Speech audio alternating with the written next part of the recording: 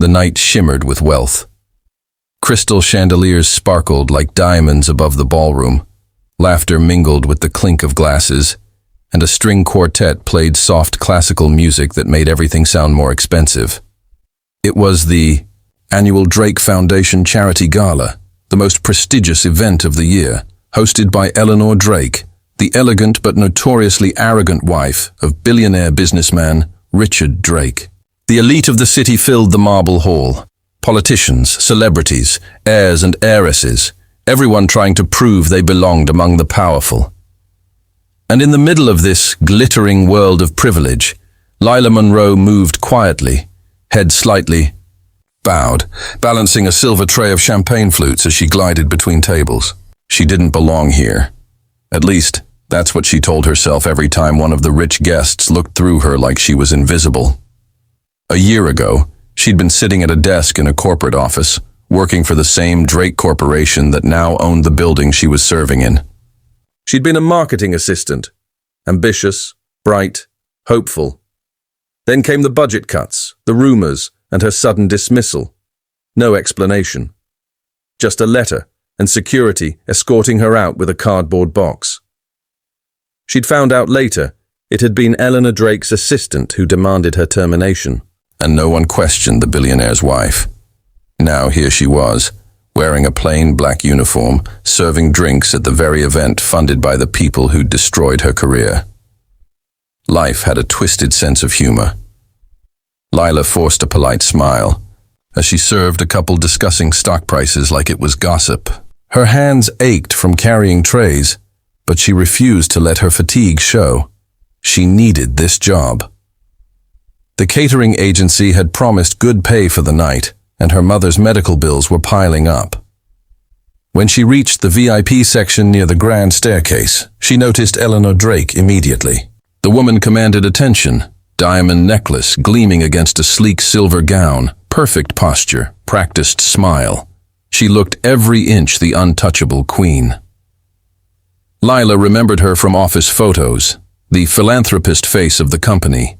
The same woman who supposedly donated millions to charity while living in mansions that could house hundreds. Lila turned away, hoping not to draw attention, but fate had other plans. "Careful with that, sweetheart," one of the guests joked as she passed, pretending to flirt. She gave a stiff smile, not wanting to cause trouble, but the man nudged her arm playfully, and the tray tilted just enough for one glass to spill, a few golden drops splashing onto Eleanor Drake's dress.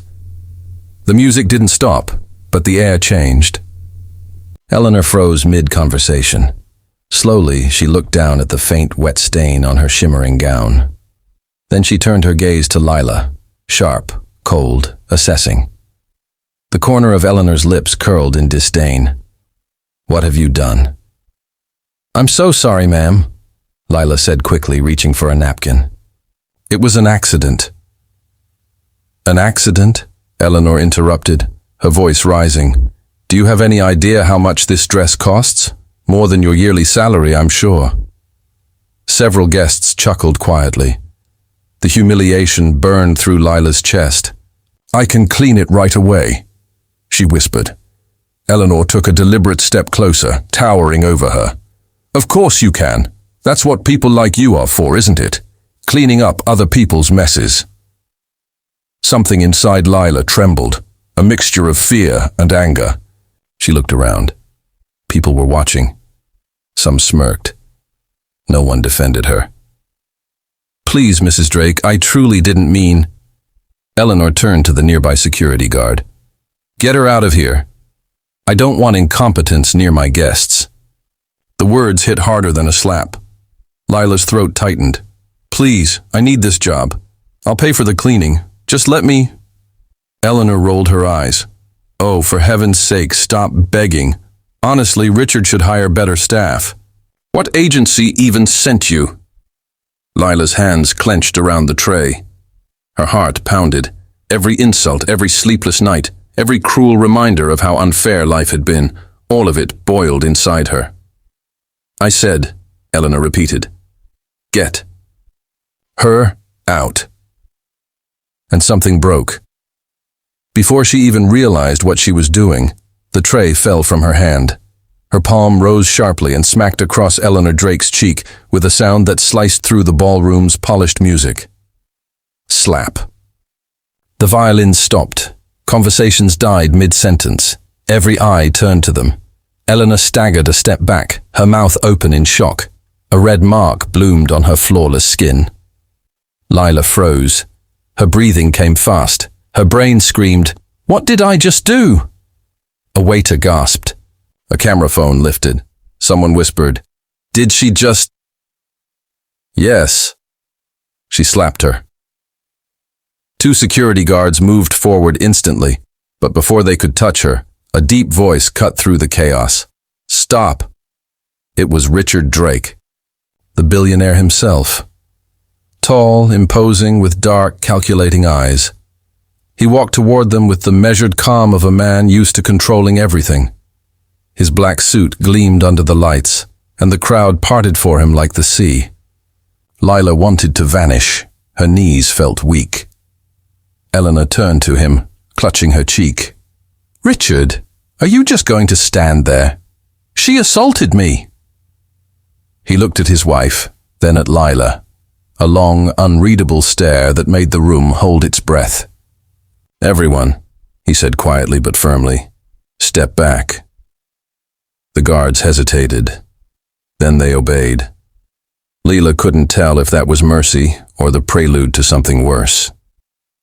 Richard took another step forward until he was standing right in front of her. "What's your name?" She swallowed. "Lila Monroe." His eyes flickered, as if the name triggered a thought. "Monroe. Interesting." Eleanor was trembling with fury. "Interesting? Richard, this girl just humiliated me in front of everyone." But Richard didn't respond. His gaze remained on Lila. Cold, curious, something almost like recognition in his expression. The silence stretched. Guests whispered nervously, sensing tension thicker than the velvet drapes. Finally, Richard said softly, "Everyone makes mistakes, but some mistakes reveal the truth." Lila blinked. "Sir." He didn't explain. He simply turned to the room. "Enjoy the rest of your evening." Then to security. "No one touches her. I'll handle this personally." Eleanor's mouth fell open. "What?" Richard met his wife's eyes, and there was something there, a warning she couldn't quite read. "We'll discuss this later." As he walked away, guests whispered louder, the scandal already spreading. Lila stood frozen in place, heart pounding, realizing she had just changed the course of her life with one impulsive act. She'd slapped the billionaire's wife in front of everyone.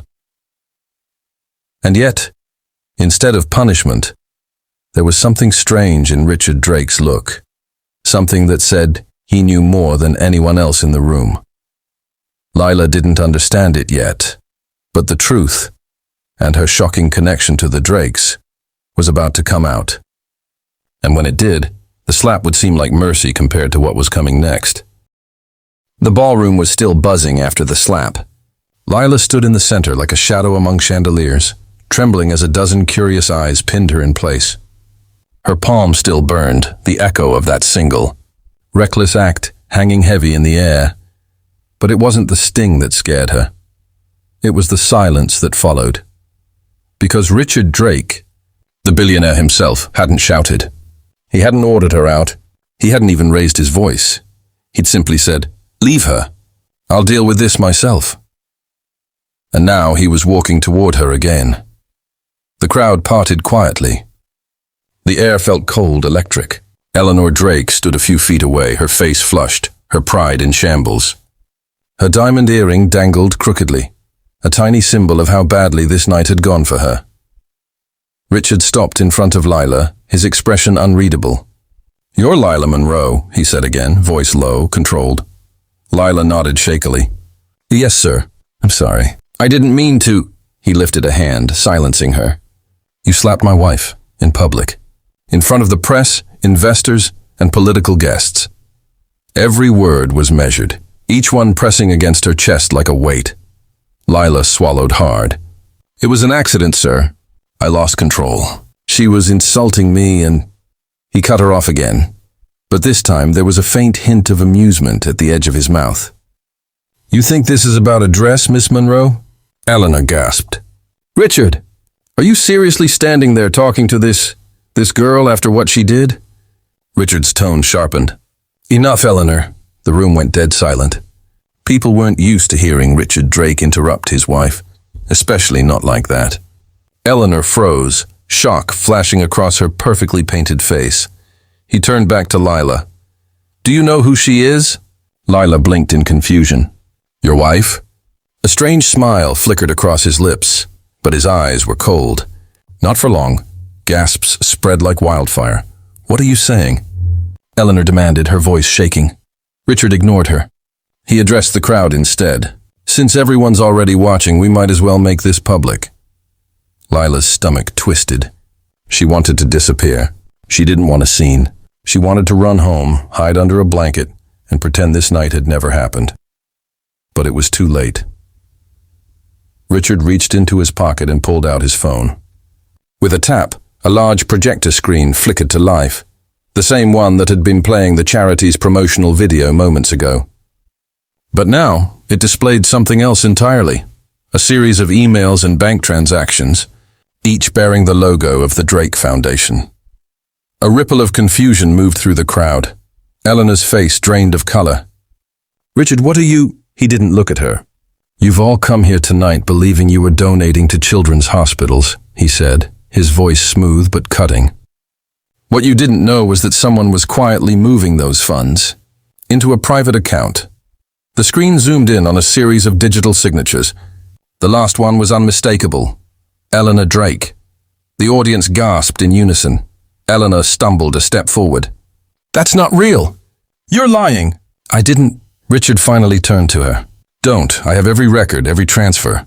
You thought hiding behind my company's name would protect you." Tears welled in Eleanor's eyes, but they weren't of guilt. They were of fear. "You can't do this to me. You know how it will look?" "I know exactly how it will look," he interrupted. "And I want them to see it." The room was spinning for Lila. She didn't understand why she was here in the middle of this. Until Richard said her name again. "Lila Monroe," he announced, and every head turned toward her. "This is the woman who uncovered the fraud. She was the anonymous whistleblower who alerted my legal department last year." Lila's eyes widened. "What?" he nodded. "You sent an anonymous email with evidence of the fund transfers. You didn't sign it, but you used the company computer in the marketing department, your department. Eleanor had you fired a week later, claiming budget cuts."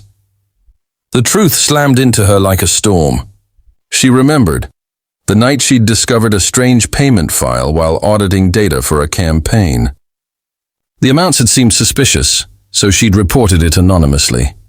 She thought someone had simply deleted it. She never knew Eleanor was the one behind it.